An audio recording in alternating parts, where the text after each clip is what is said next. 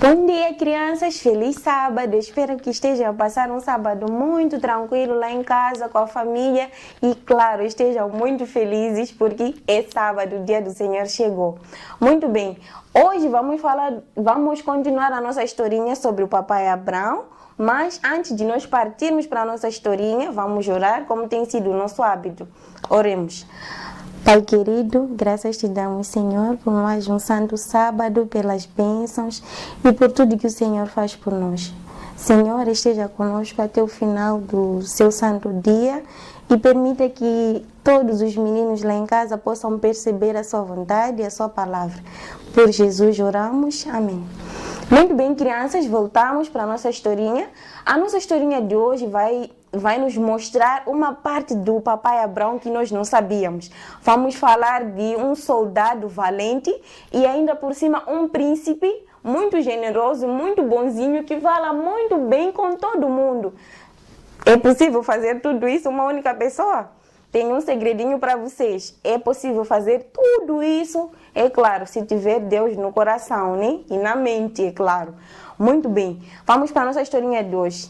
A Bíblia nos conta que antigamente existiam reinos e não como hoje, né? Hoje existem países, mas antigamente existiam reinos, assim como eu acredito que vocês lembrem que nós falamos quando falamos sobre a menina cativa, existiam reinos. Aqui também a Bíblia continua nos ensinando que existiram reinos.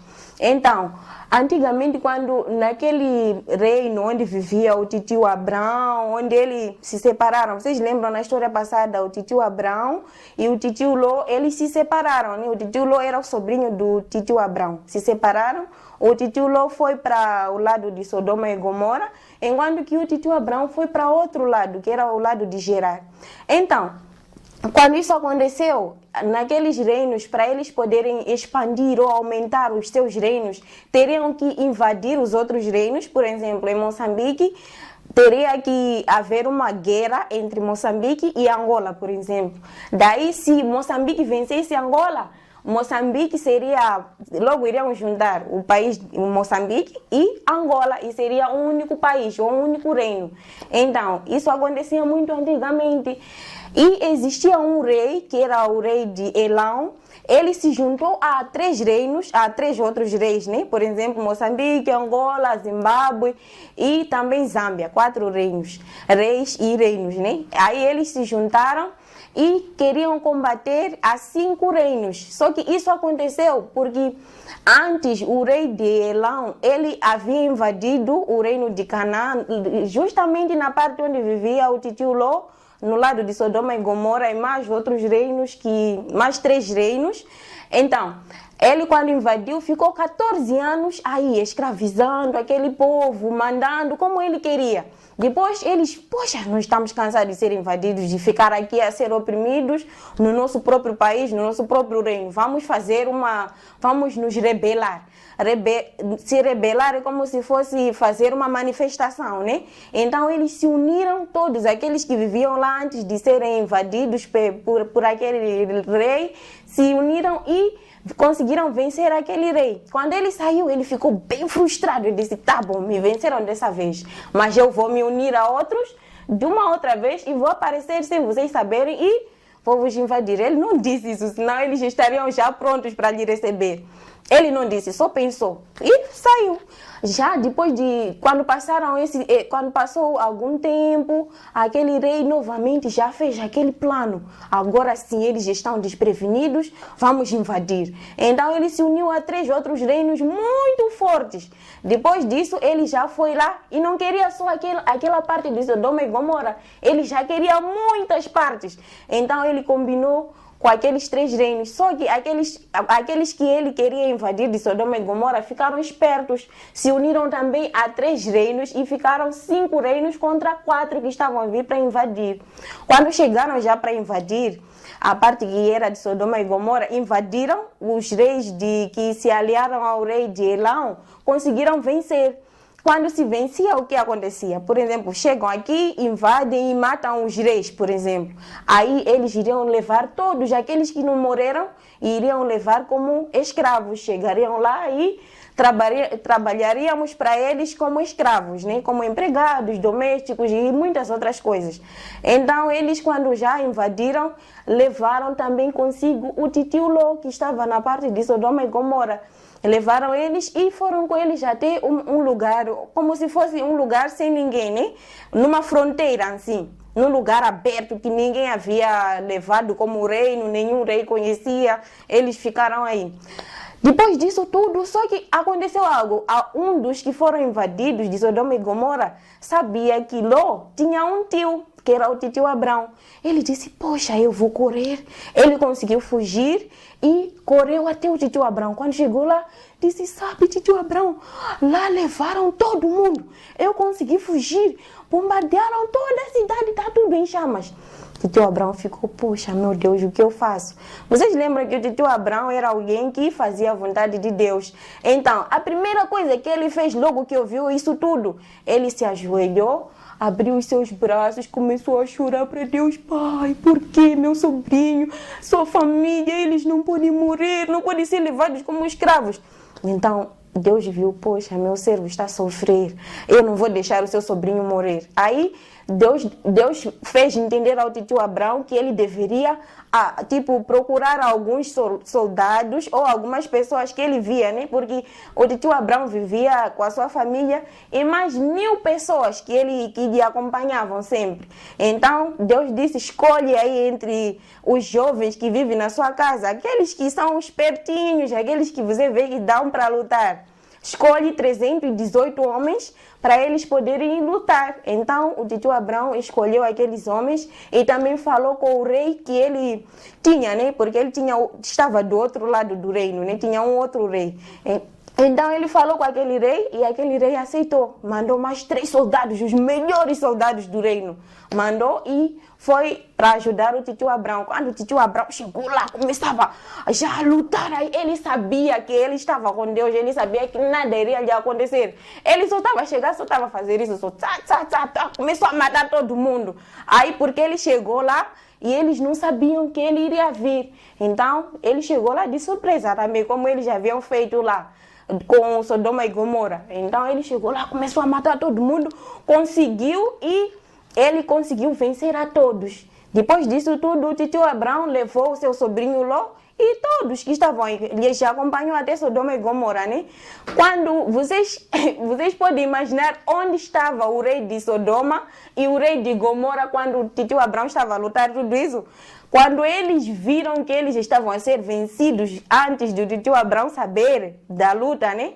Eles fugiram para um poço, eles se esconderam no poço.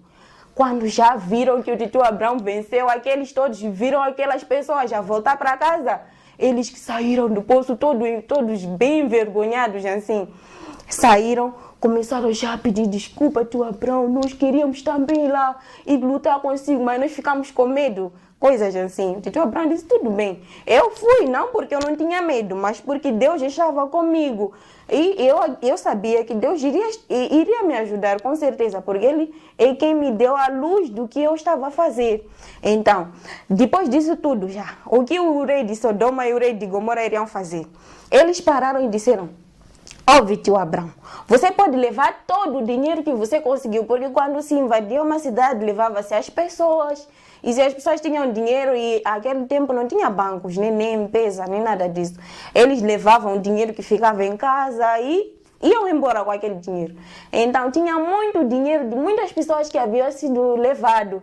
Então o tio Abrão trouxe tudo aquilo e entregou ao rei de Sodoma. Tipo, tá aí teu dinheiro, estão aí tuas pessoas e eu só queria meu sobrinho e a família dele. Então o rei de Sodoma e o rei de Gomorra disseram para ele, não, leva o dinheiro para ti como pagamento pelo que você fez por nós. Tio Abrão disse, não, levar dinheiro? Não preciso de dinheiro. Eu tenho um Deus, tenho 2 mãos, 2 pés, uma cabeça para pensar, eu sei culimar, sei trabalhar, vou trabalhar, vou ter meu próprio dinheiro. Eu não preciso levar vosso dinheiro, amanhã quando vocês já me verem aí rico, vão dizer, nós enriquecemos o tio Abrão. Ele disse, não quero vosso dinheiro, eu só quero que vocês no mínimo paguem esses que estavam comigo, aqueles 318 pessoas e também aqueles 3 soldados que o rei de lá onde estava o tio Abraão havia mandado, né? Ele disse, vocês só podem pagar a esses aqui, a mim não precisam dar nada. Para mim já foi o suficiente conseguir levar o meu sobrinho para casa. Depois disso, o tio Abraão saiu e foi embora.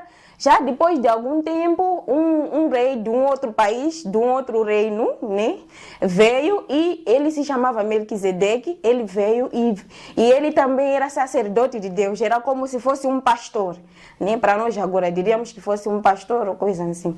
Então ele chegou lá e começou a abençoar ao tio Abraão, tipo, Deus te abençoou e Deus te usou para ajudar esse povo e todas essas coisas. O tio Abraão agradeceu muito e ofereceu uma oferta, tipo, todos os dízimos de tudo que ele tinha em casa, todas essas coisas. Ele ofereceu como sacrifício a Deus e assim foi. Então, o que nós podemos tirar dessa história, a nossa parte agora, né? Eu não quero aí que vocês comecem já a começar a pegar espada. Eu sou soldadinho de Deus. Nada disso. Não é para fazer isso lá em casa. Mas tem coisas que nós podemos fazer. O tio Abraão era um soldado valente. Ele era também um príncipe. Ele era generoso. Ele era misericordioso. Conversava muito bem com todo mundo. Então, nós podemos levar essas coisas que nós podemos fazer, né? Mas se acontecer algo que vocês precisem usar a força para defender alguém, claro, vocês devem fazer isso. Mas não quer dizer que vocês devem matar alguém, não, isso é pecado. Então, vocês podem ajudar a quem precise, defender as vossas irmãzinhas. Por exemplo, na escola, nós temos aqueles casos de bullying, nós não podemos deixar ninguém falar mal do outro, ou mesmo gozar alguém que tenha um defeito ou uma deficiência. Nós devemos ser soldados valentes naquele momento e falar que ninguém escolhe nascer com algum defeito.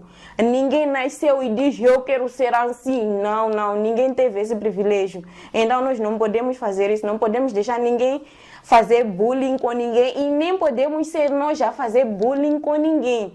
E se você sofre bullying na escola ou sofria, porque agora estamos em quarentena, né? Se sofria bullying, você tem que aproximar aos mais velhos, a professora ou o diretor, ou mesmo em casa, você tem que falar para isso parar. Muito bem, crianças, nossa historinha termina por aqui. Eu espero que vocês estejam a curtir muito o dia de sábado com a família e, claro, com a tia Tininha. Nós voltamos no próximo sábado com mais historinhas. Beijinhos, tchauzinho!